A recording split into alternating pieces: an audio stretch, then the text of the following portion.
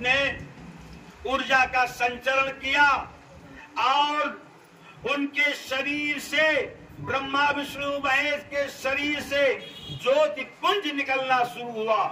ब्रह्मा जी के शरीर से एक ज्योति पुंज निकला, विष्णु के शरीर से ज्योति पुंज निकला, महेश के शरीर से ज्योति पुंज निकला और तीनों शक्तियां एकाग्र हो गई, इकट्ठा हो गई और उस शक्ति पुंज से उस महादेवी का प्राकट्य हो गया, दिव्य सुंदरी का, महाशक्ति का प्राकट्य हो गया, माँ भगवती जगत जननी का प्राकट्य हो गया। बोला दुर्गा मैया की जय। फिर क्या था? सभी देवताओं ने अपने अपने अनुसार शक्तियां देनी शुरू कर दी। बोलो ना बाप। शक्तियां देनी शुरू कर दी, श्रृंगार के प्रसाद धन देने शुरू कर दिए, हथियार देना शुरू कर दिया। सर्वप्रथम हिमालय ने माता की सवारी के लिए सिंह भेंट किया, प्रदान किया। ब्रह्मा जी ने कमंडल प्रदान किया, शंकर जी ने त्रिशूल प्रदान किया, भगवान विष्णु ने चक्र प्रदान किया। सागर ने माता जी के गले में ऐसी माला डाली पुष्प की जो किसी काल में मुरझा ही नहीं सकती थी। इस तरह से विभिन्न विभिन्न तरह देवताओं ने जिनकी जैसी शक्तियां थी उस तरह से उस महादेवी को शक्ति से आच्छादित कर दिया। इसके बाद मां भगवती सभी देवताओं को प्रणाम करती हैं, ब्रह्मा विष्णु महेश को प्रणाम करती हैं, देवताओं को प्रणाम करती हैं और विनम्र भाव से कहते हैं, देव आपके चरणों में सादर प्रणाम है, आदेश कीजिए मेरा प्राकट्य क्यों किया गया है, मुझे क्यों अवतरण किया गया है, मेरे अवतरण होने का उद्देश्य बताएं। फिर क्या था?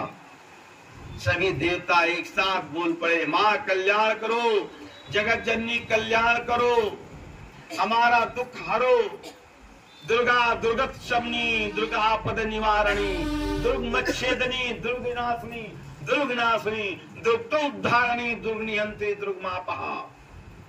सभी तरह से कष्टों को दूर करने वाली जगत जननी मेरा आप कल्याण करो, हम आपकी शरण में हैं।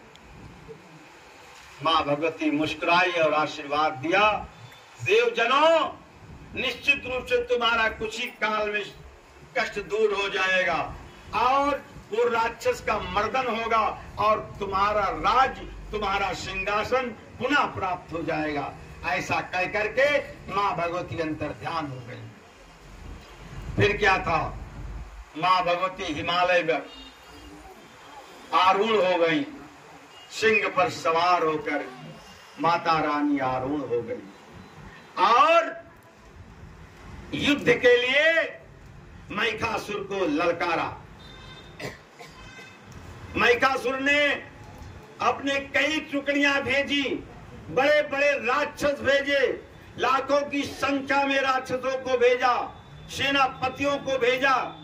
माता सबका मर्दन करती रही। ऐसा प्रतीत होने लगा कि समुद्र जैसे खून की नदियां बह रही हो, इस तरह से खून की नदियां बहने लगी।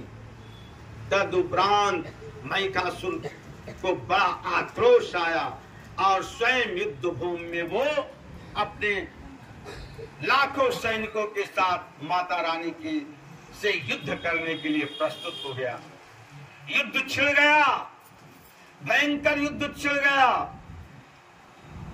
और युद्ध चला। 9 दिन तक युद्ध चलता रहा, लेकिन महिषासुर से मां भगवती पार नहीं पा रही थी।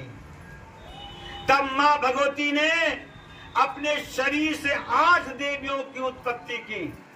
अब स्वयं को लेके 9 देवियां हो गई, 9 दुर्गा। यहीं से उत्पत्ति हुई है। उस युद्ध भूमि में ही 9 दुर्गा का रूप चयन हुआ है, उत्पत्ति हुई है। जान लो सबको, महिषासुर को मारने के लिए। फिर युद्ध छिड़ गया सारी महाशक्तियां घनघोर युद्ध करने लगी, भयंकर युद्ध होने लगा। लेकिन अब भी महिषासुर पीछे नहीं हट रहा था। जब बहुत थका तो महिषासुर ने व्यंग किया, अरे घमंडी मतंगी दुर्गे, तुम अपने झूठे बल और अभिमान में आकर, घमंड में आकर के इस शौर्य का प्रदर्शन कर रही है। तुमने और देवियों की रचना कर दी है, इनके सहारे तुम मेरा मर्दन करना चाहती हो, तुम मुझे मारना चाहती हो। मां भगवती मुस्कुराई और कहा, अरे राक्षस राज, ये तुम्हारा भ्रम है, ये मेरी सारी शक्तियां हैं, मेरा ही प्रारूप है। देख, ये सारी शक्तियां मेरे में ही समाहित हो रही हैं। और कुछ देर के बाद सारी देवियां मां भगवती के शरीर में समाहित हो गई। फिर युद्ध चलने लगा। महिषासुर मां भगवती को सिंह के साथ लेकर आकाश मंडल में चला गया और वहां पर घनघोर युद्ध होने लगा। ऐसा युद्ध जो विश्व ब्रह्मांड में कभी नहीं हुआ था। देवता, ऋषि, मुनि, किन्नर सब देखकर विस्मय में पड़ गए कि ये कैसा युद्ध है। वहां पर बड़ा युद्ध चला। इसके बाद फिर मां भगवती और महिषासुर धरती पर आ गए और धरती पर युद्ध शुरू हो गया। लेकिन अब जान रहा था महिषासुर कि मेरा बचना मुश्किल है, अब मैं बच नहीं